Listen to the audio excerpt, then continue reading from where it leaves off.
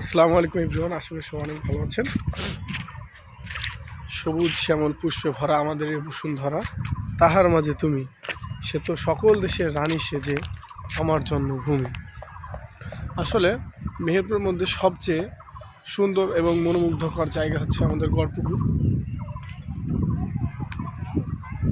দেখতে পাচ্ছেন আপনারা।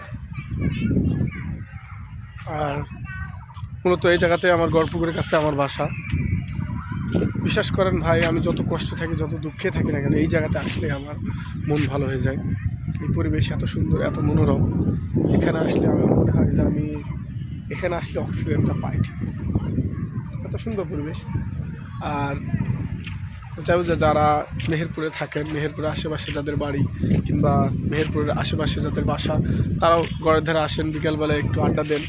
এই যে মসজিদের সামনে আমাদের ওখানে ফুচকার দোকান আছে, অনেক কিছু পাওয়া যায়, খাওয়ার জিনিস আছে, চপ আছে, অনেক কিছুই আছে। যেমন মনে করেন বার্গার আছে, চিকেন আছে, অনেক খাবার আছে, ফাস্টফুড খাবার, অনেক রকমের খাবার আছে, মসজিদ আছে সাথে।